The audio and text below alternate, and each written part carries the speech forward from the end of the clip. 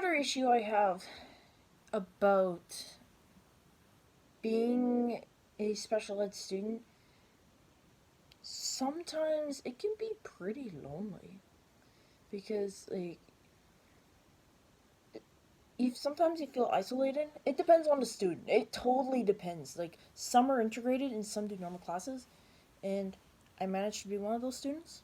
I did do like my regular academics, and I did do the electives. Most SFL students or Skills for Life students, special ed students, most of them do um, electives. Few of them do academics if they're getting the regular high school diploma. Um, well, but what I find though is that sometimes it feels isolating because you have more help generally. Um, sometimes you're sometimes they place you sometimes they'll put you with other students like the generic students. Sometimes they put you in like a complete separate area with just like an educational assistant with you. Um, it's a bit, I don't know. There were a few days it hit me harder than others. Sometimes I liked it, sometimes I didn't. Especially if there were like a group of us together. Like if there were a group of special ed students together doing it, like from doesn't matter what classroom, like the learning assistance classrooms or um, the skills like life skill classrooms. Um, like when they're like everyone's doing their work, and then you get all the special ed students together and place them in a room, and you do your math together, and the EA will do it one by one with you. That's cool. But when you're like all by yourself, and if you're like the only special ed student in there, and then like all the generic students are like together, yeah, I don't like it. When I'm isolated, it hits me hard. But when there's a group, it's not so bad. Yeah. It's a bit of a downer. Um, Sometimes they modify classes for you. Like when I was in English, um, in high school, they put me in comm, and there were some generic students who, or neurotypical students who did do comm as well. But like once again, the EA with the special ed students would often do one on one, and it's good one on one. I like one on one, but because of the peer pressure, because I was a teenager, of course I wanted to be with my peers. And some of them were doing English 12, even some are doing comms or communications, which doesn't exist anymore, but yeah, some days I liked it more than others, and yeah, it's hard to explain, but yeah, I don't know, kind of sucks when you're all a lot. Yeah. What is another um oh yeah, you hear meltdowns a lot. There's a lot of drama that goes on in there.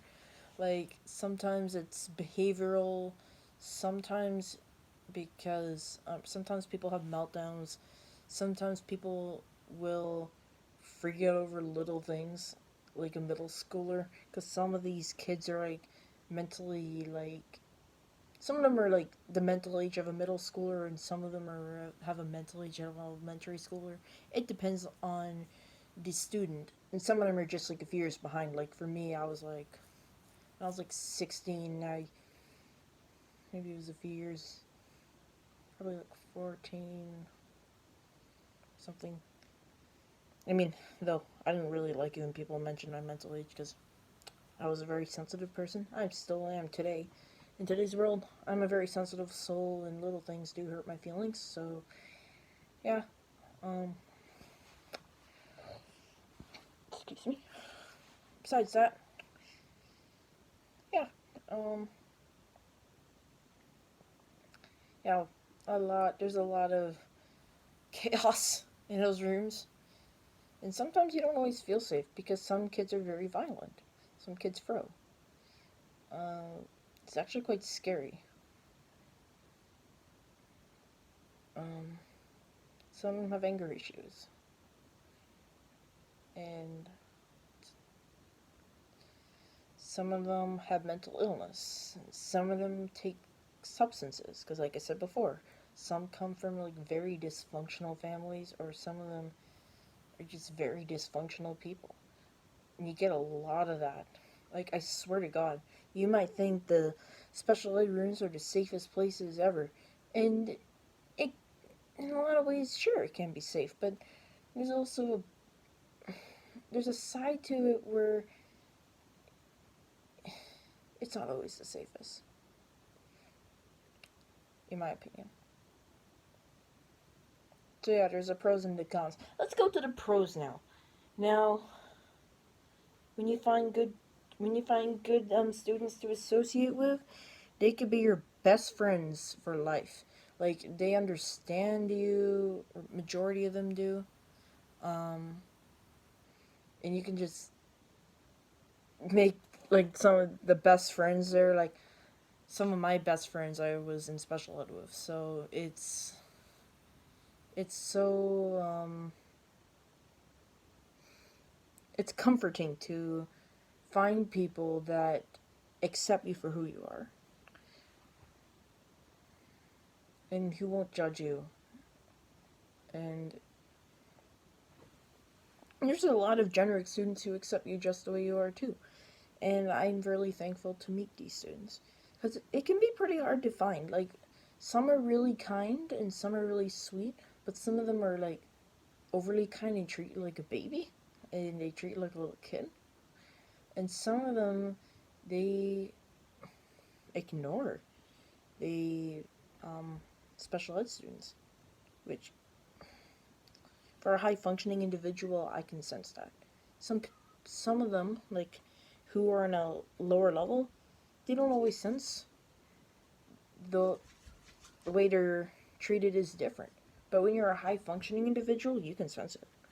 And for someone like me, who's Asperger's syndrome, I can sense it.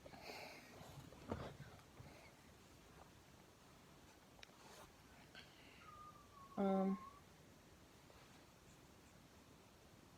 but I always notice there's like, usually you would get like the following students you would get in a special ed classroom are like the high functioning smart ones, the really, I shouldn't say smart ones. I mean, God, how do I say this?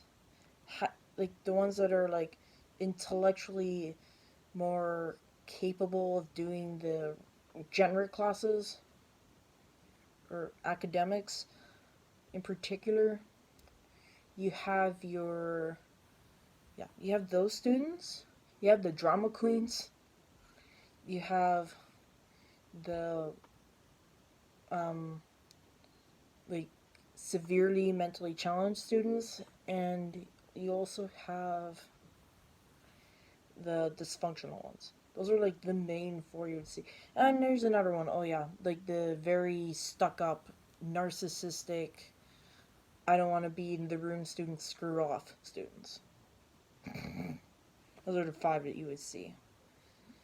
The stuck up ones, the intellectual ones, the severely mentally challenged ones, the drama queens, and the dysfunctional ones.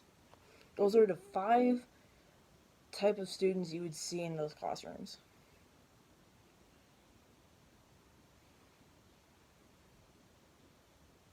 Um, I guess one more I could think of, or like the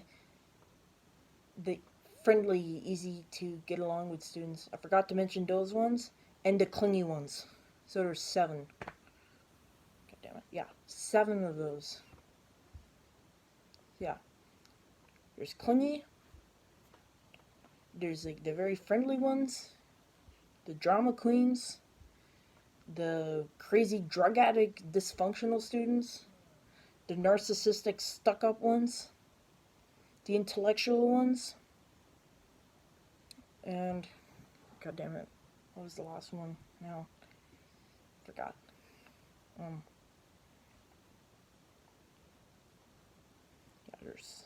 Anyways, like, just replay the video and you'll hear it. Those are the following students that you would find in a special ed classroom.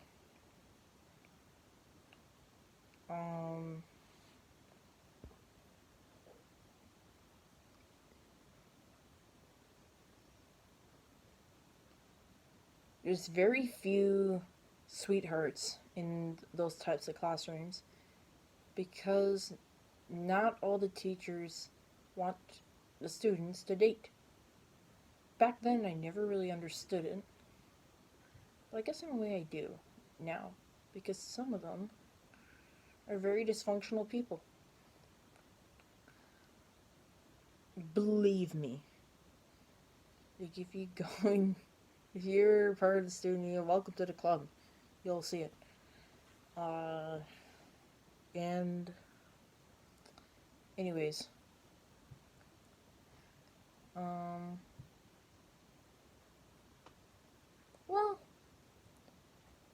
so for my concluding sentence, yes, there are pros and cons.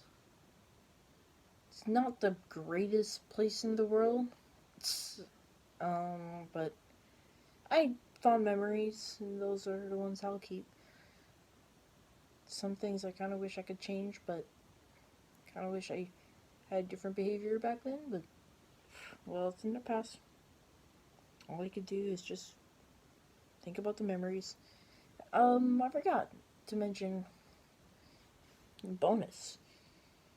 You get nice, lunches sometimes. Like, sometimes they'll do, like, a lasagna night. Or, not a lasagna night, I mean, like a lasagna day, or, at the end of the year, or sometimes you might get a cake day, or, you get to go on a field trip. That's really fun. I love those. Field trips are probably one of my highlights because that means you can skip classes sometimes.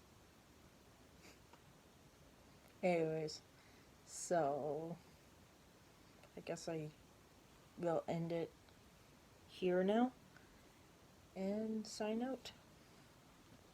So until next time, Kate Mater is signing out.